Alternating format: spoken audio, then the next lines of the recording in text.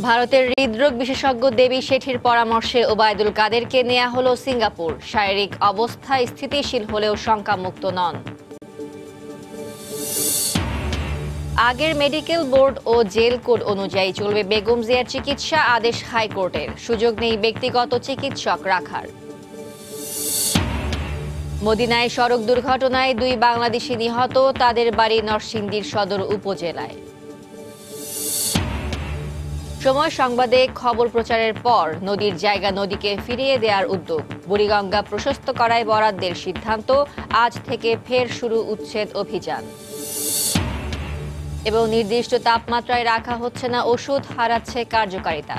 রাজধানী থেকে মেয়াদ উত্তীর্ণ ও আমদানি নিষিদ্ধ ওষুধ জব্দ, 15 লাখ টাকা জরিমানা।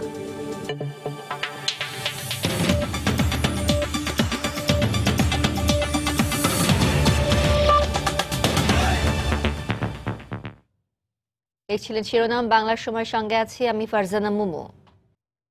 উন্নত চিকিৎসার জন্য সিঙ্গাপুরে নেওয়া হলো আওয়ামী লীগ সাধারণ সম্পাদক ওবায়দুল কাদেরকে। গত রাত 8টার দিকে তাকে বহনকারী এয়ার অ্যাম্বুলেন্স সিঙ্গাপুরে পৌঁছায়। ভারতের বিখ্যাত হৃদরোগ বিশেষজ্ঞ ডাক্তার দেবী শেঠির পরামর্শে ওবায়দুল কাদেরকে সিঙ্গাপুর নেওয়া হয় বলে জানান চিকিৎসকরা। সব মহলে দুদিনের উৎকণ্ঠা। বঙ্গবন্ধু শেখ মুজিব মেডিকেলে দেশি বিদেশি চিকিৎসকদের নানা তৎপরতার পর সিঙ্গাপুরের মাউন্ট এলিজাবেথ হাসপাতালে হতে যাচ্ছে আওয়ামী লীগের সাধারণ সম্পাদক ওবায়দুল কাদেরের বাকি চিকিৎসা। সোমবার বিকেলে উন্নত চিকিৎসার জন্য হযরত শাহজালাল আন্তর্জাতিক বিমানবন্দর থেকে ওবায়দুল কাদেরকে বহনকারী এয়ার অ্যাম্বুলেন্সটি রওনা করে সিঙ্গাপুরের উদ্দেশ্যে। এর আগে দুপুরে ওবায়দুল কাদেরের শারীরিক অবস্থা পর্যবেক্ষণ করতে বঙ্গবন্ধু শেখ মুজিব মেডিকেল বিশ্ববিদ্যালয় হাসপাতালে আসেন ভারতের বিখ্যাত কার্ডিয়াক সার্জন ডাক্তার দেবী শেঠি। পরীক্ষা করে দেখেন চিকিৎসা সংক্রান্ত কাগজপত্র। এরপরই সংবাদ সম্মেলনে আসেন ওবায়দুল কাদেরের চিকিৎসায় গঠিত মেডিকেল বোর্ডের সদস্যরা। জানান, দেবী শেঠির পরামর্শেই উন্নত চিকিৎসার জন্য ওবায়দুল কাদেরকে সিঙ্গাপুর নেওয়ার সিদ্ধান্ত হয়, যাতে সায় দিয়েছেন প্রধানমন্ত্রী শেখ হাসিনাও। যেহেতু ওনাকে ইনভাইট করা হয়েছে, সেহেতু আমরা এয়ার অ্যাম্বুলেন্স যেটা থেকে মাউন্ট এলিজাবেথ থেকে এসেছিল সেটাকে আমরা রেখে দিয়েছিলাম। তাদেরকে আমরা বলেছি as early as possible you can shift him. আমরা এখন ওনার অপিনিয়ন পাওয়ার পর মাননীয় প্রধানমন্ত্রীর সাথে আমরা ইনফরমেশনটা দিলাম। উনিও বলেন যে ঠিক আছে, তাদেরকে তাহলে নিয়ে যেতে বলবো।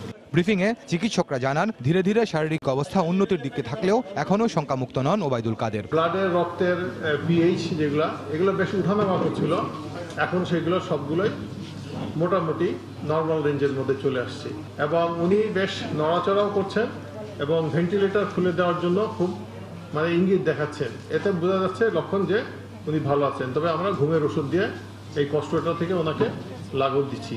গতকালকে যে যত বড় ঝুঁকি ছিল, আজকে ঝুঁকি কম, কিন্তু উনি শঙ্কামুক্ত নন। মেডিকেল বোর্ডের সংবাদ সম্মেলন শেষ হওয়ার আধা ঘন্টার মধ্যেই ওবায়দুল কাদেরকে নিয়ে হযরত শাহজালাল আন্তর্জাতিক বিমানবন্দরের উদ্দেশ্যে রওনা করে অ্যাম্বুলেন্স। আর ভোরে হঠাৎ শ্বাসকষ্ট দেখা দিলে বঙ্গবন্ধু শেখ মুজিব মেডিকেলে ভর্তি করা হয় আওয়ামী লীগের সাধারণ সম্পাদককে। অবস্থার অবনতি হলে নেওয়া হয় আইসিইউতে। পরীক্ষা নিরীক্ষার পর হার্টের 3টি ব্লক ধরা পড়লে নেওয়া হয় সিসিইউতে। খান মোহাম্মদ রুমেল, সময় সংবাদ, ঢাকা। এদিকে ওবায়দুল কাদেরের সবশেষ শারীরিক অবস্থা ও চিকিৎসা প্রক্রিয়া প্রধানমন্ত্রী শেখ হাসিনাকে অবহিত করেছেন ভারতের প্রখ্যাত হৃদরোগ বিশেষজ্ঞ ডাক্তার দেবী প্রসাদ শেঠি। ওবায়দুল কাদেরকে সেবা দেয়া চিকিৎসকদের প্রশংসা করে তাদের শুভেচ্ছা জানান ডাক্তার দেবী শেঠি। গতকাল বিকেলে প্রধানমন্ত্রীর সঙ্গে সৌজন্য সাক্ষাৎ করেন ওবায়দুল কাদেরকে দেখতে আসা বিশিষ্ট এই হৃদরোগ বিশেষজ্ঞ। পরে প্রধানমন্ত্রীর প্রেস সচিব সাংবাদিকদের জানান, বঙ্গবন্ধু মেডিকেল বিশ্ববিদ্যালয়ে ওবায়দুল কাদেরকে পর্যবেক্ষণ করে বিকেলে প্রধানমন্ত্রীকে অবহিত করেন ডাক্তার শেঠি। তিনি বলেন, এমন পরিস্থিতিতে উন্নত দেশে যেমন চিকিৎসা দেওয়া হয়, সড়ক পরিবহন সেতু মন্ত্রীকেও সেই সেবাই দিয়েছেন বাংলাদেশের চিকিৎসকরা। গুরুতর অসুস্থ ওবায়দুল কাদেরের রোগ মুক্তি কামনা করে দেশবাসীর দোয়া চেয়েছে মন্ত্রিসভা। গতকাল সকালে প্রধানমন্ত্রী শেখ হাসিনার সভাপতিত্বে মন্ত্রী পরিষদের নিয়মিত বৈঠকে এই আহ্বান জানানো হয়। বেলা 10:30টায় তেজগাঁওয়ে প্রধানমন্ত্রীর কার্যালয়ে নিয়মিত বৈঠকে বসেন মন্ত্রী পরিষদের সদস্যরা। এতে সভাপতিত্ব করেন প্রধানমন্ত্রী শেখ হাসিনা। বৈঠকের শুরুতেই গেল 20 ফেব্রুয়ারি রাতে চকবাজারের চুড়িহাট্টায় আগুনে নিহতদের স্মরণে এবং 21-এ পদকপ্রাপ্ত জ্ঞানীর ফেরিওয়ালা পলান সরকারের মৃত্যুতে 2টি শোক প্রস্তাব নেওয়া হয়। এছাড়া আজকের বৈঠক থেকে বাংলাদেশ ক্রীড়া শিক্ষা প্রতিষ্ঠান আইন 2019 এর খসড়ায় নীতিগত অনুমোদন দেয় মন্ত্রিসভা। পাশাপাশি জার্মানি ও সংযুক্ত আরব আমিরাতে প্রধানমন্ত্রীর সফর সম্পর্কে মন্ত্রিসভাকে অবহিত করা হয়। পরে সচিবালয়ে বৈঠকের বিস্তারিত তুলে ধরেন মন্ত্রিপরিষদ সচিব মোহাম্মদ শফিউল আলম। হাইকোর্টের নির্দেশে গঠিত মেডিকেল বোর্ড এবং জেল কোড অনুযায়ী বেগম জিয়াকে চিকিৎসা দিতে কারা কর্তৃপক্ষকে নির্দেশ দিয়েছেন আদালত। ব্যক্তিগত ডাক্তার দিয়ে চিকিৎসা চেয়ে তার আইনজীবীর আবেদনের পরিপ্রেক্ষিতে গতকাল এ আদেশ দেন বিশেষ জজ আদালত 9। মাসখানেক ধরে শারীরিক অবস্থার অবনতি হচ্ছে বলে দাবি করে আসছিলেন কারাবন্দী বেগম খালেদা জিয়া। রোববারও রাষ্ট্রপক্ষের আইনজীবীকে বেগম জিয়া জানান তার শারীরিক অসুস্থতা বেড়েছে। বেগম জিয়ার আইনজীবীর দাবি ব্যক্তিগত ডাক্তার দিয়ে চিকিৎসা চান তারা। 27 তারিখ বেগম খালেদা জিয়া আলিয়া মাদ্রাসার আরেকটি কোর্টে গিয়েছিলেন, সেখানে তিনি পড়ে গেছেন, কোনো রকম মহিলা পুলিশ কনস্টেবলরা তাকে বাঁচিয়েছে। আমরা এটা বলেছি তার প্রাইভেট ডক্টরস প্যানেল যারা আছে তাদেরকে দিয়ে ইমিডিয়েটলি তার যে সকল চিকিৎসার প্রয়োজন তার সকল কিছুর যেন ব্যবস্থা করতে হয়। তবে সোমবার এক আদেশে আদালত বলেন ব্যক্তিগত ডাক্তার দিয়ে চিকিৎসা দেওয়ার কোনো সুযোগ নেই। উচ্চ আদালতের নির্দেশনা এবং জেল কোড অনুযায়ী বেগম জিয়ার চিকিৎসা দিতে কারা কর্তৃপক্ষকে নির্দেশ দেন আদালত। মেডিকেল বোর্ড বেগম খালেদা জিয়াকে পরীক্ষা করেছেন, তারা একটা মতামত দিয়েছেন এবং জেল কোডের বিধান অনুসারে এবং মাননীয় উচ্চতর আদালতের যে নির্দেশ আছে সেই অনুসারে বঙ্গবন্ধু মেডিকেল বিশ্ববিদ্যালয়ে তারা চিকিৎসা চেয়েছেন। আমরা বলেছি জেল কোডের বিধান অনুসারে যতটুকু চিকিৎসা দেওয়া যায় আমাদের কোনো আপত্তি নেই। জিয়া অরফানেজ ট্রাস্ট দুর্নীতি মামলায় গত বছরের 8 ফেব্রুয়ারি কারাগারে নেওয়া হয় বেগম জিয়াকে। কারাগারে অসুস্থ হয়ে পড়লে বিএসএমইউতে 2 দফা চিকিৎসা নেন তিনি। তার চিকিৎসার জন্য একটি মেডিকেল বোর্ডও গঠন করে দিয়েছেন উচ্চ আদালত। আফজাল হোসেন, সময় সংবাদ, ঢাকা। বাংলার সময় আরও থাকছে। বিমান ছিনতাই চেষ্টার তদন্ত প্রতিবেদন প্রকাশের সময় বাড়ল 7 কর্মদিবস। বিমান ও সিভিল এভিয়েশনের দুর্নীতির বিষয়ে সুনির্দিষ্ট অভিযোগ নেই বললেন সচিব। সৌদি আরবের মদিনায় সড়ক দুর্ঘটনায় 2 বাংলাদেশি নিহত হয়েছেন। তারা পবিত্র উমরা পালনের উদ্দেশ্যে সৌদি আরবে গিয়েছিলেন বলে জানা গেছে। প্রত্যক্ষদর্শীরা জানান, গতকাল সন্ধ্যায় মদিনা জিনের পাহাড় এলাকায় দ্রুতগামী একটি প্রাইভেট কার পেছন থেকে ধাক্কা দিলে ঘটনাস্থলেই তারা মারা যান। নিহত নাজিম উদ্দিন ও জয়নাল আবেদিন সম্পর্কে চাচা ভাতিজা। তাদের বাড়ি নরসিংদী জেলার সদর উপজেলার সোয়াঙে। তাদের মরদেহ মদিনার একটি সরকারি হাসপাতালে রাখা হয়েছে। সময় সংবাদে খবর প্রচারের পর ঢাকার চারপাশে নদীর জায়গা উদ্ধারে উদ্যোগ নিয়েছে নৌ পরিবহন মন্ত্রণালয়। সংশোধন করা হয়েছে বুড়িগঙ্গা সহ 4টি নদীর তীরে অবকাঠামো নির্মাণ প্রকল্প। গতকাল সকালে বুড়িগঙ্গা ও তুরাগ নদী তীরে উচ্ছেদ হওয়া এলাকা পরিদর্শন শেষে নৌ পরিবহন সচিব একথা জানান। খননের জন্য আলাদা বরাদ্দ রাখারও সিদ্ধান্ত নেওয়া হয়েছে। আজ থেকে ফের শুরু হবে 12 দিনের নদী দখলদার উচ্ছেদ অভিযান। উচ্ছেদ অভিযান শেষে ঢাকার চারপাশের নদীর তীরে অবকাঠামো নির্মাণের জন্য 848 কোটি টাকার প্রকল্প নিয়ে কাজ শুরু করেছে বিআইডব্লিউটিএ। তবে সেখানে নদীর জায়গা দখলমুক্ত করতে খননের জন্য কোনো বরাদ্দ রাখা হয়নি জানিয়ে গত শনিবার খবর প্রচার করে সময় সংবাদ। প্রতিবেদন প্রচারের পর রোববারই মন্ত্রণালয়ে জরুরি বৈঠক করে সোমবার প্রকল্প এলাকা পরিদর্শনের সিদ্ধান্ত নেওয়া হয়। বেশ কয়েকজন বিশেষজ্ঞ ও বিএডব্লিউটি এর সকল বিভাগের ঊর্ধ্বতন কর্মকর্তাদের নিয়ে সোমবার বুড়িগঙ্গা ও তুরাগপাড়ে উচ্ছেদ হওয়া এলাকা দেখতে যান নৌপরিবহন সচিব। পরিদর্শন শেষে প্রকল্পটি সংশোধনের সিদ্ধান্ত নেওয়া হয়েছে বলে জানান তিনি। যখন আমরা প্রকল্পটা ডিজাইন করেছি তারপরেও তো অনেক অবৈধ কাঠামো কনস্ট্রাকশন হয়ে গেছে। আমাদের যে হিসাব ছিল সেই হিসাবের বেশি আরো হয়ে গেছে। সেই জন্য আমরা এই প্রকল্পকে রিভিশন করব, আমরা খনন করব, বুলডোজার দিয়ে, তারপরে ড্রেজার দিয়ে, এক্সকাভেটর দিয়ে এগুলো অপসারণ করব এবং এর যে মাটি আমি এগুলো বিক্রি করে দিতে বলেছি। মঙ্গলবার থেকে ফের উচ্ছেদ অভিযান শুরু হবে জানিয়ে সচিব বলেন, উচ্ছেদের পাশাপাশি সব দখলদারদের জরিমানাও করা হবে। যদি বিআইডব্লিউটি এর কোনো সহযোগিতা থাকে বা অন্যান্য সরকারি সংস্থার সহযোগিতা থাকে সেগুলো আমরা তদন্ত করে দেখছি এবং সেগুলো আমরা আইনানুগ ব্যবস্থা নেব। দ্বিতীয় ধাপের উচ্ছেদ কার্যক্রম কালকের থেকে আমরা শুরু করব। এটা 12 দিন ব্যাপী শুরু হবে।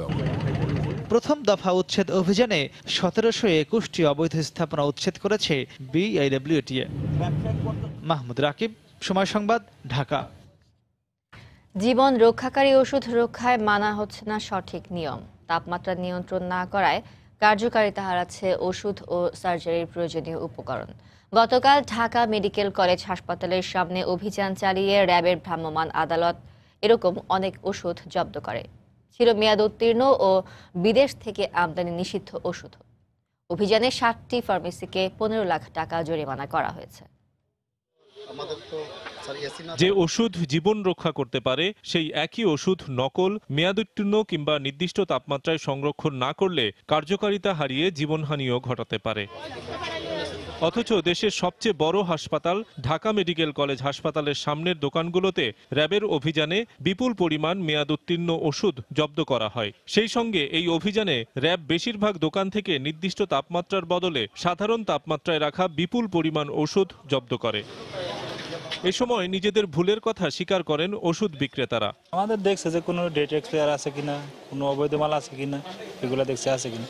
আমাদের কাছে কিছু ইন্ডিয়ান আইটেম পাইছে স্যার। না, অনুমতি নেই স্যার। আসলে বিশেষ করে স্যার ঢাকা মেডিকেল করে লেখে, ওই জন্য টুকুজি প্রয়োজন লেখে। আমরা তো ওইগুলো বাংলাদেশে ওইগুলো তৈরি হয় না।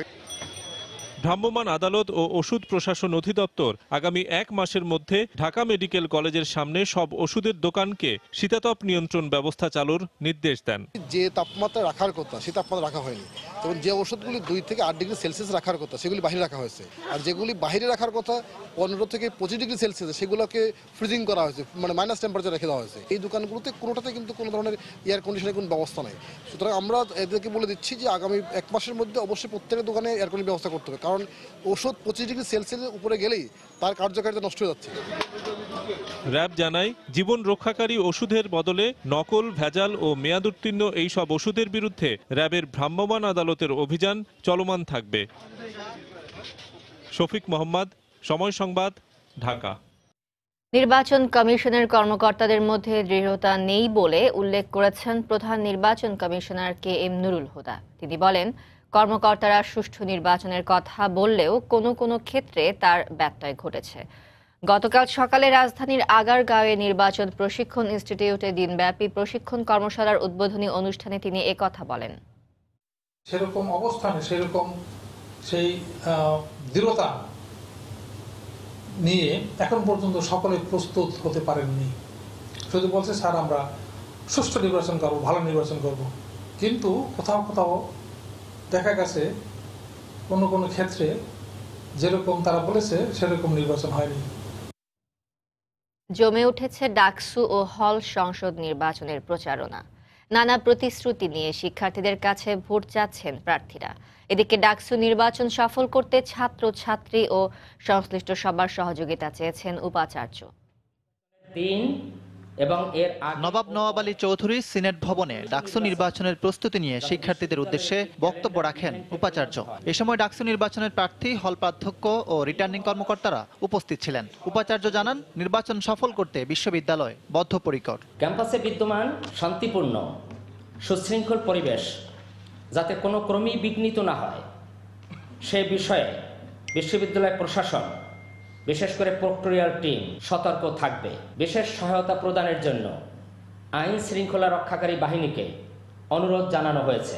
উপাচার্যের বক্তব্যে হতাশ সরকার বিরোধী সংগঠনগুলো। সুষ্ঠু নির্বাচন অনুষ্ঠানে বিশ্ববিদ্যালয় প্রশাসনের আন্তরিকতার অভাব দেখছেন তারা। সাংবাদিক প্রার্থী কারো বক্তব্য গ্রহণ না করেই তিনি উঠে গেলেন, এবং এইটাই প্রকাশ করে যে তারা কোনো কথা শুনতে চান না।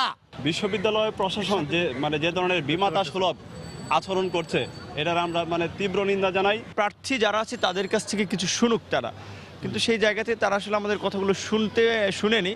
তারপরে আমরা তাদের কাছে কথাগুলো আমরা পৌঁছে দেওয়ার চেষ্টা করেছি। এদিকে প্রচার প্রচারণায় জমে উঠেছে ক্যাম্পাস। সাধারণ শিক্ষার্থীদের কাছে টানার চেষ্টা করছেন প্রার্থীরা। ডাকসুতে স্বতন্ত্র জিএস প্রার্থী আসিফুর রহমানকে সমর্থন দিয়েছে কুয়েত মৈত্রী হলের স্বতন্ত্র প্রার্থীরা। স্বপ্নের ঢাকা বিশ্ববিদ্যালয় তৈরির প্রত্যয় আমরা নিয়েছি, সেটা আমাদের পুরো প্যানেল যদি বিজয়ী হয় তাহলে অবশ্যই পূরণ করতে পারবে। আমাকে স্বাধিকার স্বতন্ত্র পরিষদ প্রথমে সমর্থন জানিয়েছে, রোকেয়া পরিষদ সমর্থন জানিয়েছে, আজকে বাংলাদেশ কুয়েত মৈত্রী পরিষদ হল পরিষদ আমাকে সমর্থন জানিয়েছে। এছাড়া নির্বাচনী ইশতেহার তুলে ধরেছে স্বতন্ত্র জোট। সম্পাদক যারা আছে তাদের ইকরাম হুসাইন, সময় সংবাদ, ঢাকা। বাংলার সময় আরো থাকছে। যশোরে নিখোঁজের একদিন পর বস্তাবন্দি মিলল 8 বছরের শিশুর লাশ। ধর্ষণের পর হত্যা ধারণা এলাকাবাসীর, সর্বোচ্চ শাস্তি দাবি। রিজার্ভ চুরির ঘটনায় যুক্তরাষ্ট্রে মামলা করার পর এবার ফিলিপিন্সের বিবাদীদের সঙ্গে সমঝোতা করে অর্থ ফেরত পাওয়ার চেষ্টা করা হবে বলে জানিয়েছেন বাংলাদেশ ব্যাংকের প্রধান কৌশলী আজমালুল হোসেন। সাংবাদিকদের এক প্রশ্নের জবাবে তিনি জানান, আগামী সপ্তাহে বাংলাদেশ ব্যাংকের কয়েকজন আইনজীবী ও ব্যাংকের কর্মকর্তাদের একটি প্রতিনিধি দল ফিলিপিন্সে যাবে। যারা বিবাদী পক্ষ আছেন তাদের সাথে আলোচনায় আমরা বসতে চাচ্ছি যে এটা অ্যামিকেবলি যদি কোনো রকমে এটা সেটেল করতে পারি সেটার জন্য আলোচনা করতে যাচ্ছি। আমরা তো মনে করি যে আমাদের সব টাকাই ফেরত পাওয়া উচিত। তো এখন সেটা আইনি লড়াইয়ে পাবো না মধ্যস্থতা করে কিংবা সমঝোতার মাধ্যমে পাবো সেটা এখনো বুঝতে পারছি না, কিন্তু আমরা আলোচনা চালিয়ে যাচ্ছি। আমাদের সাথে আলোচনা করতে ওনারা আগ্রহী, অনেকগুলি আমাদের মিটিং সেট করা হয়েছে, সেই আলোচনাগুলো আমরা করব। বিমান ছিনতাই চেষ্টার ঘটনায় গঠিত তদন্ত কমিটির প্রতিবেদন প্রকাশের সময় আরও 7 কর্মদিবস বাড়ানো হয়েছে। বেসামরিক বিমান পরিবহন ও পর্যটন সচিব জানান, প্রাথমিক তদন্তে বিমানবন্দরে নিরাপত্তার দায়িত্বে নিয়োজিতদের অবহেলার প্রমাণ পাওয়ায় 5 জনকে সাময়িক বরখাস্ত ও 1 জনকে প্রত্যাহার করা হয়েছে। এদিকে দুদকের তদন্ত প্রতিবেদনে বিমান ও সিভিল এভিয়েশনে বিভিন্ন খাতে দুর্নীতির তথ্য দেয়া হলেও সুনির্দিষ্ট অভিযোগ না থাকায় ব্যবস্থা নেওয়া যাচ্ছে না বলে জানান সচিব। বাংলাদেশ বিমানের ময়ূরপঙ্খী উড়োজাহাজ ছিনতাই চেষ্টার ঘটনার 8 দিন পেরিয়ে গেলেও এখনো উত্তর মেলেনি কঠোর নিরাপত্তা বেষ্টনী ফাঁকি দিয়ে কিভাবে খেলনা পিস্তল নিয়ে বিমানে উঠল ছিনতাই চেষ্টাকারী পলাশ আহমেদ। তবে তাকে যথাযথভাবে তল্লাশি ও স্ক্যানিং না করায় ওই দিন নিরাপত্তার দায়িত্বে নিয়োজিত বিভিন্ন সংস্থার 5 সদস্যকে সাময়িক বরখাস্ত ও 1 জনকে প্রত্যাহার করা হয়েছে বলে জানান বিমান সচিব। এ ঘটনায় বিমান মন্ত্রণালয়ের গঠিত তদন্ত কমিটির 5 কর্মদিবসের মধ্যে প্রতিবেদন জমার কথা থাকলেও প্রকৃত সত্য উদ্ঘাটনে আরও সময় লাগবে বলে জানান তিনি। প্রতিবেদনটা আমরা প্রকাশ করতে আরেকটু সময় লাগবে। আপনি জানেন এখানে টেকনিক্যাল অনেকগুলো বিষয় আছে। শুধুমাত্র আমাদের হযরত শাহজালাল যে এয়ারপোর্ট আছে এখানে যারা জড়িত তাদের সাক্ষাৎকার নিলে হবে না, এটা চট্টগ্রামে যেতে হবে। তারা আইন শৃঙ্খলা বাহিনীর যারা দায়িত্ব পালন করেছে তাদের সাথেও কথা বলতে হবে, কোন প্রেক্ষিতে কিভাবে তারা গুলি করেছে এই বিষয়গুলো আমরা দেখেছি আসলে এটা সময় সাপেক্ষ ব্যাপার। আমি যতটুকু জেনেছি তারা আরও আমাদের কাছে 7 দিন সময় চেয়েছে, 7 কর্মদিবস তদন্তের জন্য। প্রাথমিক তদন্তের প্রেক্ষিতে আমরা কিছু কর্মচারীকে আমরা চাকরি থেকে সাময়িক বরখাস্ত করেছি, যারা বডি সার্চের সাথে জড়িত ছিল, যারা স্ক্যানিং মেশিন যাদের দেখার দায়িত্ব ছিল, যারা সুপারভাইজের দায়িত্ব ছিল, এইগুলো আমরা তাদেরকে সাময়িক বরখাস্ত করেছি। এদিকে সিভিল এভিয়েশন ও বাংলাদেশ বিমানের দুর্নীতি নিয়ে দুদকের তদন্ত প্রতিবেদন সম্পর্কে তিনি বলেন, বিষয়টি খতিয়ে দেখতে অবহেলা করা হবে না। তারা খাতের কথা বলেছে, কিন্তু অভিযোগটাতে সুনির্দিষ্ট দিতে হবে। এখন আপনি বলেন যে ঠিক আছে ওখানে ক্রয় প্রক্রিয়া দুর্নীতি হচ্ছে, এটা কিন্তু অভিযোগ হলো না। আপনাকে সুনির্দিষ্ট বলতে হবে এই খাতে এই বিষয়ে এই দুর্নীতিটা হয়েছে। সুনির্দিষ্ট অভিযোগ না থাকলে কারো বিরুদ্ধে ব্যবস্থা নেওয়া যায়। তারপরও দুদকের যে আমাদেরকে যে দিয়েছে সেটাকে আমরা অবহেলা করছি না, আমরা টোটালটা বিষয়টা আমরা খতিয়ে দেব। রোববার বাংলাদেশ বিমান ও সিভিল এভিয়েশনের 19টি খাতে দুর্নীতির তথ্য তুলে ধরে বিমান প্রতিমন্ত্রীর হাতে একটি প্রতিবেদন দেয় দুদক। হাজারী শিউলি, সময় সংবাদ, ঢাকা। আইন শৃঙ্খলা রক্ষা বাহিনীর নজরদারি এড়াতে চোরা কারবারিরা সোনা পাচারের জন্য এবার ঢাকা চট্টগ্রাম মহাসড়ক বেছে নিয়েছে। চট্টগ্রাম থেকে ঢাকায় পাচারের সময় একদিনেই ধরা পড়েছে প্রায় 35 কোটি টাকা মূল্যের 700 সোনার বার।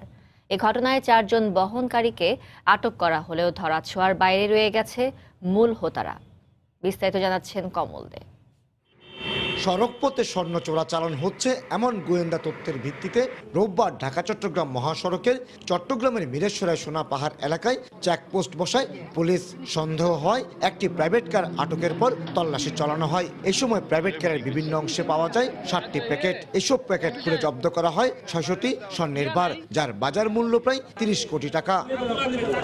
আগে আকাশপথে স্বর্ণের চোরাচালান হলো, মহাসড়কে এত বড় চালান আটকের ঘটনা এবারই প্রথম। কোনো কারণে তারা রুট পরিবর্তন করে থাকতে পারে, তাই এই বিষয়টা আমরা তদন্তে দেখব। যারা চোরাচালানকারী তারা মনে করতে পারেন যে মহাসড়কে তো কখনো চেকিং হবে না বা এই বিষয়টা কল্পনায় আসবে না, এই কারণে হয়তো তারা এটা চুজ করতে পারে। একই সময় নগরীর সিআরবি এলাকায় গোয়েন্দা পুলিশের হাতে ধরা পড়ে আরও একটি স্বর্ণের চালান। অপর একটি প্রাইভেট কারে পাওয়া যায় 5 কোটি টাকা মূল্যের 100টি স্বর্ণের বার। আইন শৃঙ্খলা বাহিনীর নজর এড়াতে নতুন এ রুট বলে মনে করছেন এই গোয়েন্দা কর্মকর্তা। আমরা আমাদের গোয়েন্দা নজরদের আরও বৃদ্ধি করব এবং এই পথটাকে ব্যবহার করে যাতে এই ধরনের চোরাচালান ব্যবহার করতে না পারে, চোরাচালান চালিয়ে যেতে না পারে, এর জন্য আমাদের আরও সচেষ্ট প্রচেষ্টা আমাদের থাকবে। দুটি চালানের ঘটনায় আটক করা হয়েছে 4 জন বহনকারীকে, কিন্তু নানা কৌশলের কারণে ধরাছোঁয়ার বাইরে রয়ে গেছে মূল হোতারা। মূলত মোবাইল ফোনে চলছিল এই চোরাচালান, জানিয়েছে পুলিশ। মোবাইলের মাধ্যমে তারা ইনস্ট্রাকশন পায়, ওই গাড়িটা নিয়ে ঢাকা যাচ্ছিল এবং গাড়িটা বাইতুল মোকাররমের সামনে গিয়ে তারা যেটা বলতেছে যে একইভাবে ইনস্ট্রাকশন পাবে যে আপনারা গাড়িটা রেখে চলে যান। স্বর্ণের চালান আটকের ঘটনায় নগরের কোতোয়ালি এবং জেলার জোরারগঞ্জ থানায় আলাদা দুটি মামলা করা হয়েছে। প্রাথমিক পরীক্ষায় দেখা গেছে উদ্ধারকৃত স্বর্ণের বারগুলো একেবারেই নিখাত, অর্থাৎ 24 ক্যারেটের। এবার চূড়ান্ত পরীক্ষা এবং আদালতের নির্দেশনা অনুযায়ী এই স্বর্ণের বারগুলি পাঠিয়ে দেওয়া হবে বাংলাদেশ ব্যাংকে। কমল দে, সময় সংবাদ, চট্টগ্রাম। যশোরে নিখোঁজের একদিন পর বস্তাবন্দি অবস্থায় মিলল 8 বছরের শিশুর লাশ। এলাকাবাসীর ধারণা, তৃষা নামের শিশুটিকে ধর্ষণের পর হত্যা করা হয়েছে। এই হত্যাকাণ্ডে সর্বোচ্চ শাস্তির দাবি জানিয়েছেন তারা। যশোর জেলা প্রতিনিধি জুয়েল মৃধার পাঠানো তথ্য ও ছবি নিয়ে রিপোর্ট। 8 বছরের আফরিন তৃষা রোজকার মতোই স্কুল থেকে ফিরে খেলতে যায় রোববার বিকেলে, কিন্তু সেদিন সে আর বাড়ি ফেরেনি। অনেক খোঁজাখুঁজি করেও না পেয়ে থানায় সাধারণ ডায়েরি করেন স্বজনরা। সোমবার সন্ধ্যায় বাড়ি থেকে 30 গজ দূরে একটি গর্ত দেখে সন্দেহ হয় স্থানীয়দের। গর্তটি খুঁড়ে পাওয়া যায় তৃষার লাশ। পরে পুলিশ গিয়ে লাশ উদ্ধার করে যশোর জেনারেল হাসপাতালের মর্গে পাঠায়। একজন পা দিয়ে পাড়া দিতে গেছে আর ওখানে ডাইবে গেছে, পা ডাইবে যাওয়ার পরে কাছে কি ব্যাপার এখানে গর্ত বুঝে দিল কিটা, তখন উনি ওই পা দিয়ে হাসড়াইয়ে দেখে যে ওই লাশ। মৃত্যু দেখা যায় না রে, মৃত্যু দেখা যায় না, একটা গর্তের ভিতরে আল্লাহ বিচার করলো। তাকে ধর্ষণের পর হত্যা করা হয়েছে বলে প্রাথমিকভাবে ধারণা করা হচ্ছে। বিষয়টি খতিয়ে দেখে ব্যবস্থা নেওয়ার আশ্বাস দিয়েছে পুলিশ। তাকে গর্তের মধ্যে পুঁতে রাখা হয়েছিল, সেখান থেকে স্থানীয় জনগণ উঠিয়ে উপরে রেখেছে। সেটা আমরা দেখে পরীক্ষা নিরীক্ষা করছি, আমরা এটা খতিয়ে দেখছি, তদন্ত করছি, তদন্ত করে বিস্তারিত আপনাকে জানাবো। তৃষা স্থানীয় কারবালা সরকারি প্রাথমিক বিদ্যালয়ের 2য় শ্রেণীর শিক্ষার্থী ছিল। সময় সংবাদ, যশোর। যশোরে পিকনিকের বাস খাদে পড়ে এক শিশু নিহত হয়েছে। আহত হয়েছে অন্তত 14 জন। গতকাল সকালে কেশবপুর উপজেলার শ্রীরামপুর এলাকায় এই দুর্ঘটনা ঘটে। পুলিশ জানায়, সাতক্ষীরা থেকে নারী ও শিশুসহ 50 জন যাত্রী নিয়ে পিকনিকের একটি বাস মোংলা যাচ্ছিল। পথে শ্রীরামপুর এলাকায় পৌঁছালে বাসটি নিয়ন্ত্রণ হারিয়ে পাশে থাকা মাছের ঘেরে পড়ে যায়। পরে পুলিশ ঘটনাস্থল থেকে 5 বছরের এক শিশুর লাশ উদ্ধার করে। আহতদের উদ্ধার করে স্থানীয় উপজেলা স্বাস্থ্য কমপ্লেক্স ও সদর হাসপাতালে পাঠানো হয়। চাঁপাইনবাবগঞ্জে বিপুল পরিমাণ ফেনসিডিল সহ এক মাদক ব্যবসায়ীকে গ্রেফতার করেছে র্যাব। গতকাল ভোরে গোমস্তাপুর উপজেলার নিমতলা মাদ্রাসা মোড় এলাকা থেকে তাকে গ্রেফতার করা হয়। র্যাব 5 জানায়, ওই এলাকা নিয়ে বিপুল পরিমাণ মাদক পাচার হচ্ছে এমন খবরে অভিযান চালানো হয়। এ সময় সন্দেহজনকভাবে একটি পণ্য বোঝাই ট্রলিতে তল্লাশি চালিয়ে 7,000 বোতল ফেনসিডিল উদ্ধার করা হয়। গ্রেফতার করা হয় মুসিদুল হক নামের এক মাদক ব্যবসায়ীকে। এর আগে গত 21 জানুয়ারি রাজশাহীর গোদাগাড়ি থেকে 1,500 বোতল ফেনসিডিল সহ আটক হয় সে। পরে জামিনে বের হয়ে আবারও জড়ায় মাদক বেচাকেনায়। নড়াইলে ডাকাত সন্দেহে 4 জনকে আটক করেছে পুলিশ। রোববার রাতে লোহাগড়া উপজেলার কুমড়ি এলাকা থেকে তাদের আটক করা হয়। পুলিশ জানায়, ডাকাতির প্রস্তুতি খবরে অভিযান চালিয়ে কুমড়ি পূর্বপাড়া এলাকার পরিত্যক্ত একটি বাড়ি থেকে 4 জনকে আটক করা হয়। উদ্ধার করা হয় 3টি দেশীয় অস্ত্র। পরে তাদের বিরুদ্ধে ডাকাতির মামলা দিয়ে আদালতে সোপর্দ করা হয়।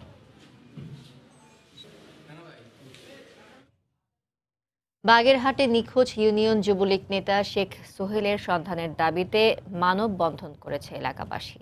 গতকাল দুপুরে মানসা বাহির দিয়া বাজারে এই মানববন্ধন করেন তারা। এতে অংশ নেন স্থানীয় আওয়ামী লীগের নেতাকর্মী সহ নিখোঁজের স্বজন ও এলাকাবাসী। মানববন্ধনে বক্তারা বলেন, 22 ফেব্রুয়ারি বাড়ি থেকে বের হয়ে আর বাসায় ফেরেননি সোহেল।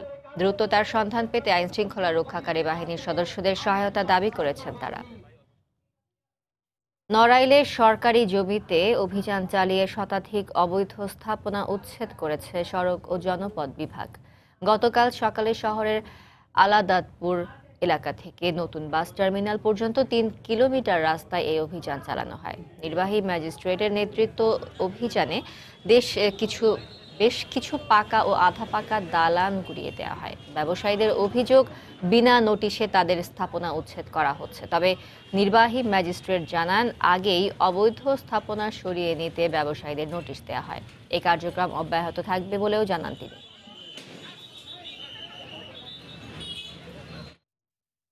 রাজবাড়ীতে শহর রক্ষা বাঁধ প্রকল্পের কাজের ধীর গতিতে ক্ষোভ প্রকাশ করেছেন এলাকাবাসী। তাদের অভিযোগ, গত অর্থ বছরে পদ্মার ভাঙন রোধে শহরের গোদার বাজার থেকে ভাটি এলাকা পর্যন্ত শহর রক্ষা বাঁধ প্রকল্পের দ্বিতীয় পর্যায়ের কাজ শুরু হয়, কিন্তু ১.৫ বছরে কাজ শেষ হয়েছে মাত্র ২০%।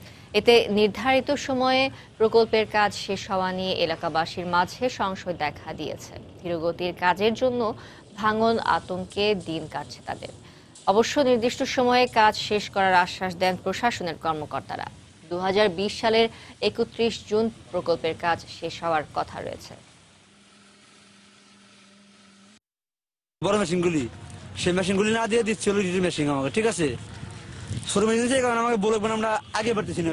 বর্ষা যখন আসবি তখন তো ভাঙিয়ে যাবে ছেলে, কাজ যদি তোর তো না হয় তাহলে তো ভাঙিয়ে যাবে, তখন আমরা কোথায় যাব, কোথায় বসত করবো? ১,০০০ ব্লক তৈরি করা হতো, এখন সেটা প্রায় ৩ থেকে ৩,৫০০ উপনীত হয়েছে।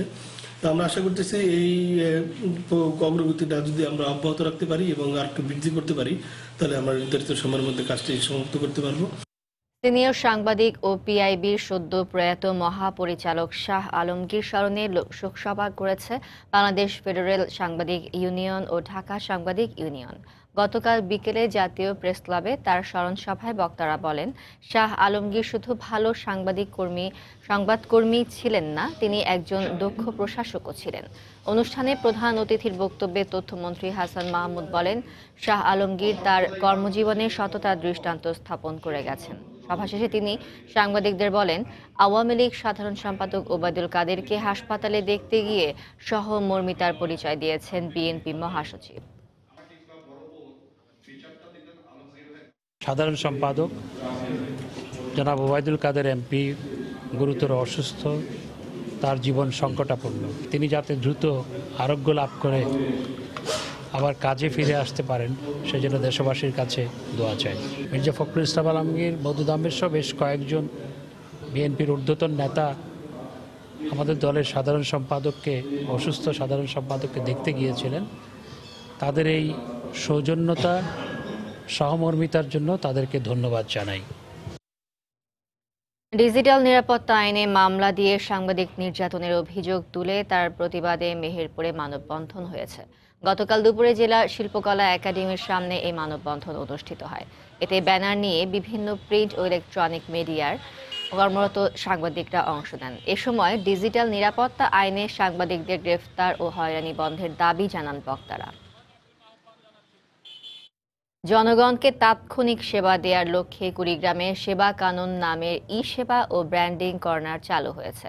গতকাল বিকেলে জেলা প্রশাসকের কার্যালয়ে এই কর্নারের উদ্বোধন করেন রংপুর বিভাগীয় কমিশনার মোহাম্মদ জয়নুল বারী। পরে স্বল্প কুড়ি মিলনায়তনে আলোচনা সভা অনুষ্ঠিত হয়। সভায় বক্তারা বলেন, আধুনিক সুযোগ সুবিধা সম্বলিত এই কর্নারের মাধ্যমে জনসেবার গতি বাড়বে। দাবি মোদের এক চাই, ভেজাল মুক্ত খাদ্য চাই, এই স্লোগানকে সামনে রেখে গাইবান্ধায় খাদ্যে ভেজাল প্রতিরোধে মানববন্ধন অনুষ্ঠিত হয়েছে। গতকাল সকালে শহরের ট্রাফিক মোড়ে টিআইবির উদ্যোগে এই কর্মসূচি পালিত হয়। স্বচ্ছতার জন্য নাগরিকের আয়োজনে ও সচেতন নাগরিক কমিটির সহযোগিতায় এই মানববন্ধনে অংশ নেয় সংগঠনটির সদস্য ও নেতাকর্মীরা। এ সময় বক্তারা খাদ্যে ভেজাল প্রতিরোধে সাধারণ মানুষকে সচেতন হওয়ার পাশাপাশি আইনের সঠিক প্রয়োগের দাবি জানান।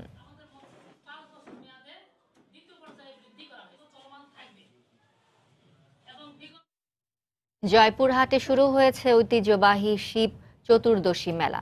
গতকাল সকালে সদরের বেল আমলায় ১২ শিবালয় মন্দির চত্বরে দুদিনব্যাপী এই মেলা শুরু হয়।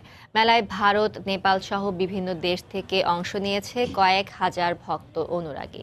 ছোট যমুনা নদীতে পুণ্য স্নান করে ও শিবের মাথায় জল দুধ ঢেলে পূজা অর্চনা করেন তারা। মেলায় মিঠাই, মন্ডা, খেলনা, তৈজসপত্র সহ বিভিন্ন পণ্যের পসরা সাজিয়ে বসেছেন বিক্রেতারা। নাগরদোলা, চরকি দোলা সহ নানা ধরনের আয়োজন রয়েছে। আজ শেষ হবে দুদিনব্যাপী এই মেলা।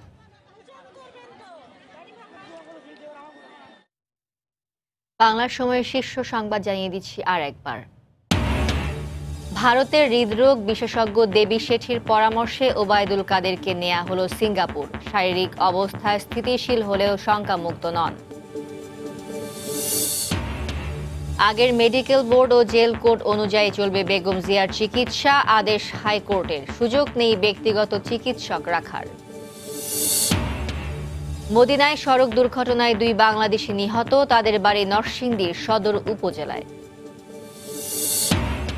সময় সংবাদে খবর প্রচারের পর নদীর জায়গা নদীকে ফিরিয়ে দেওয়ার উদ্যোগ। বুড়িগঙ্গা প্রশস্ত করায় বরাদ্দের সিদ্ধান্ত। আজ থেকে ফের শুরু উচ্ছেদ অভিযান। এবং নির্দিষ্ট তাপমাত্রায় রাখা হচ্ছে না ওষুধ, হারাচ্ছে কার্যকারিতা। রাজধানী থেকে মেয়াদ উত্তীর্ণ ও আমদানি নিষিদ্ধ ওষুধ জব্দ, 15 লাখ টাকা জরিমানা। এই ছিল বাংলার সময়ে। যে কোনো খবর পেতে ভিজিট করুন সময়নিউজ.tv। আপনার মোবাইলে সময় সংবাদ দেখতে ও সকল খবর পেতে ডাউনলোড করুন সময় অ্যাপ। সঙ্গে থাকুন সময়।